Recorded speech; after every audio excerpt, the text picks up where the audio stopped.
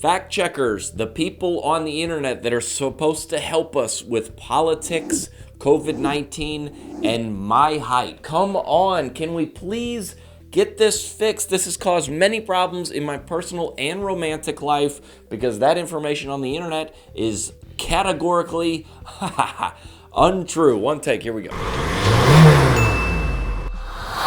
All right, today we're here to discuss none other than fact checkers. No, not those guys, okay? But to be fair, those were the original fact checkers, and if you ever get stuck in a car that's submerged in water, you'll know what to do. You're welcome. I'm just saying, today we're here to discuss the independently hired fact checkers on the internet that are supposed to help us uncover the truth. And before we continue, I'd like to make note publicly that my homeschool debate team was called the Fact Checkers, and this was back in the 90s, okay? So I was fact checking things before it was cool. And we lost in the finals to a public school team, as you can imagine, and their name was I Like Big Rebuttals and I Cannot Lie. Kind of a point of my childhood trauma, but I'm not going to bring it up. Anyway, moving on. The sponsor for this week's episode, none other than Snopes.com. It's not Snoops, are you weirdo? It's Snopes, all right? Snopes.com has been fact-checking things on the internet since day one and bringing us real information that we really need to know that affects our lives. Like, did Ted Cruz leave his dog Snowflake at home when he went on vacation last week? Important information that affects us all. And listen, the rise of fact-checking has been, obviously, in the past year or so, especially with election, has been big. And you wonder to yourself, why now? Why is fact-checking a thing now when it hasn't been? The internet was created in the 90s by Al Gore. Somebody should fact-check that, actually. I don't know. I think he did. I don't know. I believe that since I've heard it.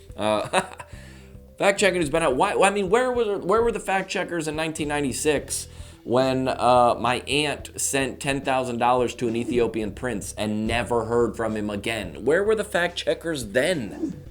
And now all of a sudden we're like, we need help. But think about what's going on in our culture today with politics and especially with COVID-19 and how important the truth is. Think about it. I was in the airport the other day waiting for a flight. I was in the terminal. I was drinking a bottle of water, so I didn't have a mask on.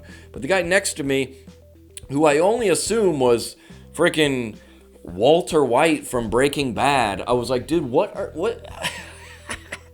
Heisenberg, what's going on out here? Like, think about it. Both me and that guy have taken in information about coronavirus, and we've both interpreted it a different way. And one of us is completely wrong.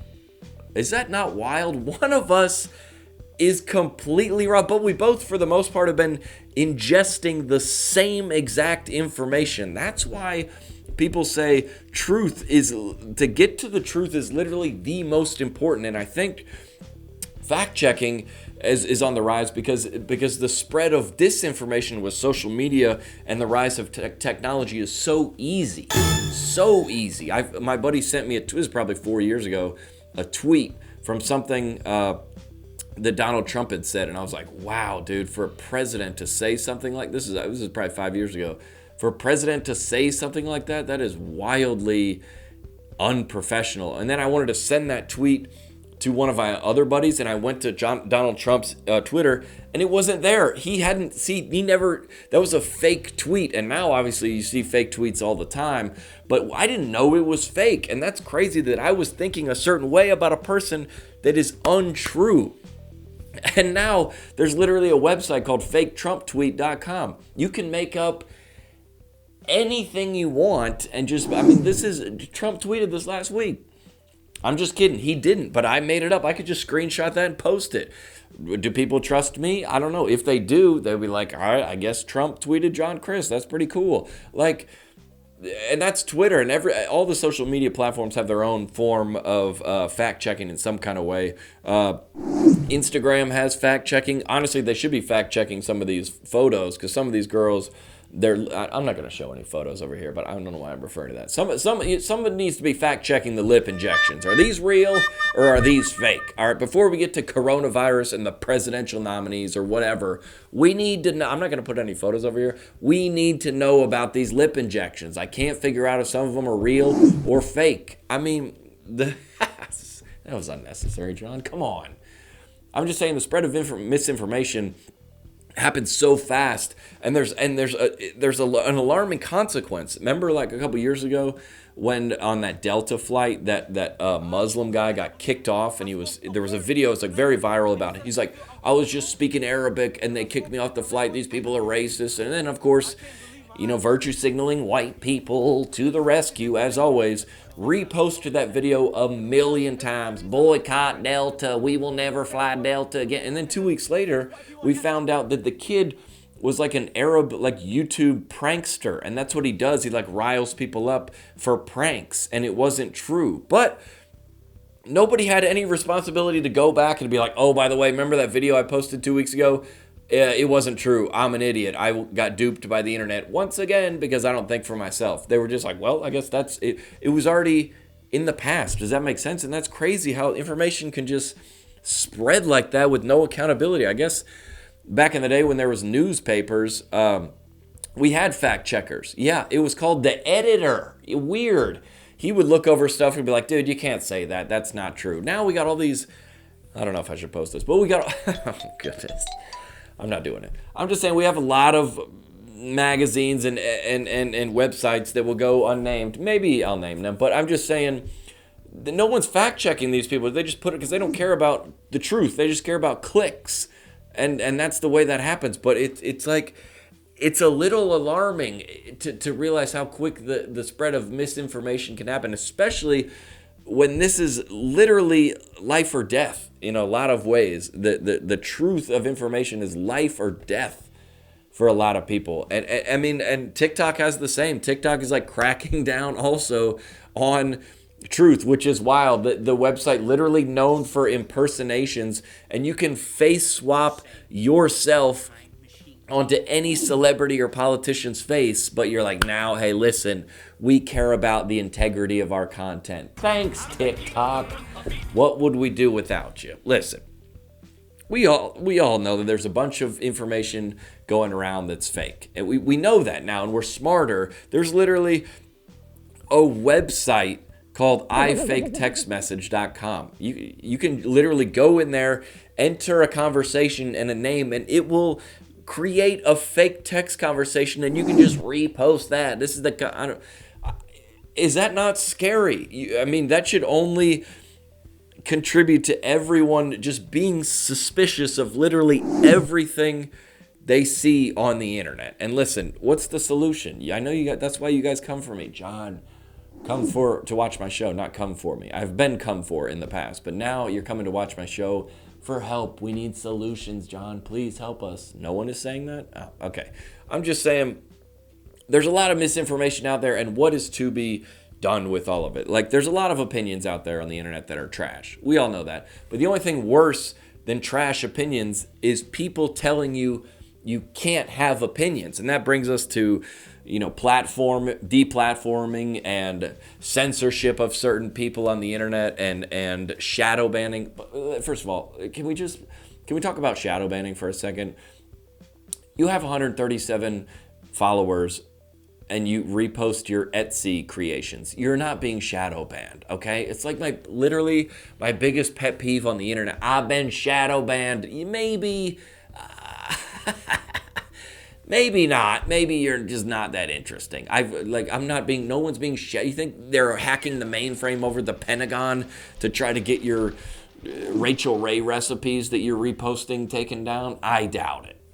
I'm just saying, when you think about information and what's true and what's not, and there's obviously been a rise of conspiracy theories recently, and everybody loves these murder mystery podcasts and Serial and these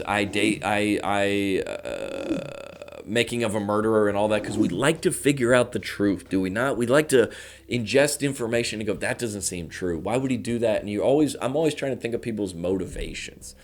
This is neither here nor there, but I'm just going to tell this story. I was in an Uber in Philadelphia probably 5 years ago, maybe, and I asked the guy where he was from. And he goes, I'm from Abbottabad. I go, Abbottabad? I've heard that name before. Where is that? He goes, it's in Afghanistan. I go, yeah, what's that? What's that? And he goes, that's where Osama bin Laden is supposed to be from. I go, oh, yeah, I know about Abbottabad. And he goes, dude, let me just tell you, I live there. Osama bin Laden died of cancer in 2004. I was like, what? There's no reason for this to be on my show, but this is a funny story. I go, what are you talking about? He goes, everybody knew. He goes, first of all, Osama bin Laden was an extremist Muslim. We didn't like him. We were not against him. If he lived in, first of all, it was a very, very small city. If he would have lived there, somebody in that city, everyone in that city would have known that he lived there, especially with all the food and supply. Everybody would have known that he lived there, and we would have done something about it. Osama bin Laden died long before, but the U.S. claimed that they flew in there. I don't know why I'm sharing this information. The U.S. claimed they flew into Abbottabad and shot Osama bin Laden in the middle of the night and then dumped him in the ocean. And no one ever saw the body. And this was, oh, by the way, when Obama was trying to run for re-election and to become president again. And he's like, that's the only reason they did that, because Obama was trying to win the presidency. And that none of that story is true.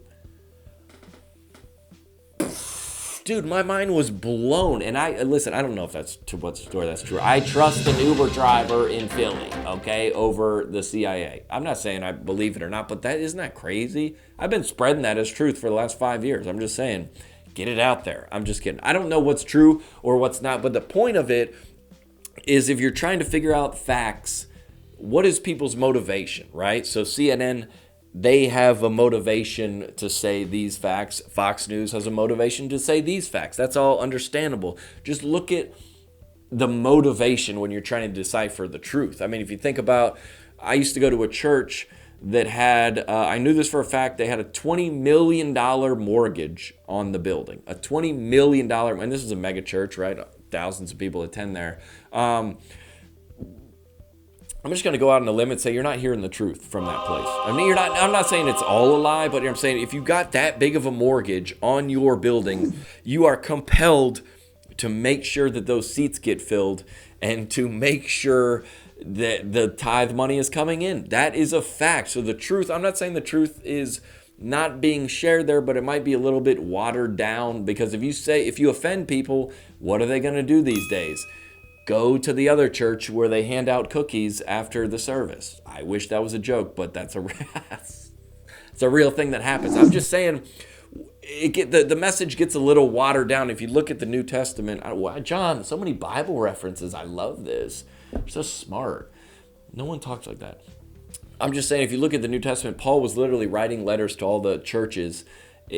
He basically saying, hey, you guys are trash, get it together, you're hypocrites, y'all are liars, if you don't fix this, you're all going to go to hell. He had no reason not to lie. He was just writing letters telling the truth. And now, I'm just saying, if you have a pastor that has a private jet, the truth may or may not be coming through completely authentically. Is that fair to say? I think we could all agree on that. And listen, I've been involved in this as well. If you there's a lot of things about me on the internet that are untrue. I shouldn't do this. If you go on Google and type in, is John Crist? There is John Crist single? Is he married? Is he Christian? Is he coming back? Is he related to Terry Crist? Is he dating Lauren Elena?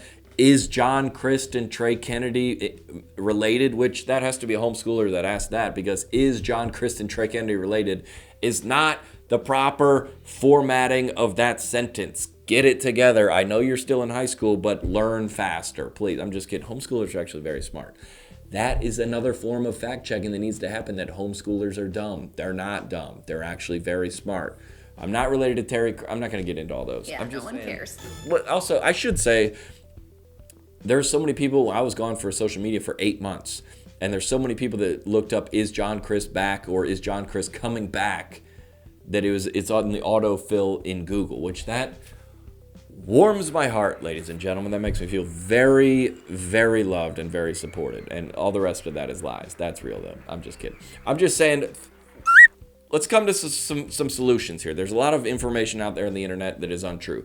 And I'm concerned that we're just farming out our ability to critical think now. You know what I'm saying? So if you have I don't know how to do anything. I'm a man. I'm 36-year-old. I don't know how to change the oil in a car. I don't know how to fix any of the plumbing in the house. I don't know how to fix I know how to adjust the thermostat, but if it breaks, I don't know how to do anything. Cook a meal, I don't know how to do that. I farm literally every job out to someone who's an expert in that field. And now I'm worried that we're going to start doing that with critical thinking. Like, hey, it's on the internet, it must be true. I'm not going to think for myself. The internet is honestly, if we're going to go down this track, why don't we just stop teaching people how to read? We should have designated readers that can just read for people, and we don't have to do it ourselves. Pfft, isn't that a great solution? I'm just saying, there's a lot of things. I'm just saying, the fact checkers used to be us. Remember back in the day, the fact checkers you would read something or hear something, I don't think that's true. I'm gonna decipher for myself. But I worry that we just farm out this responsibility to fact checkers on the internet, who, oh, by the way, can never be 100% unbiased. A fact that's impossible. It's like, you just can't be. If you're a human being, you can't be unbiasedly fact checked. You just can't. But that's your job to determine, and should always be your job. You should be able to see a fake tweet and a real tweet and decipher for yourself what you're going to make decisions, because it's literally life and death. I don't really have a joke for that. It's life and death. Think about it. In history, genocide and wars and slavery and horrific oppression have been done in the name of people receiving information that is untrue, or believing information that is untrue. And that is wild, is that not? Literally, the truth of information is at the crux of our entire society. That's how important this is. We can't just leave it to some guy that was hired by freaking NPR or something. John, come on, be more educated if you're going to make it. That's not necessary. I'm just saying, it's literally life or death. Think about it. Circling all the way back to my situation. Literally, there was a woman a while back that said, I was interested in dating you, but I declined because I looked on the internet and it said you were 5'9" and I'm 5'10", and that just wasn't going to work. We could be married right now, dude. There could be some little Johnny Crists running around playing, and I could be married, but I'm not, because of information that's false about me on the internet. What's that? There's a lot of other reasons why I remain to be single, and it's probably not because of that, and you have some other things you need to address in your personal life. Not relevant. Who's over there keeps talking? I don't know why I leave looking over. Listen, if I'm going to remain single, I'd like for it to be on my own terms, please. I'd like it to be under my own decision-making, not the internet. So could you please fix this? And I'm boycotting the show until this is fixed. I'm just kidding. I'm not. One take. Make the right decisions. Think for yourselves. We'll see you next week.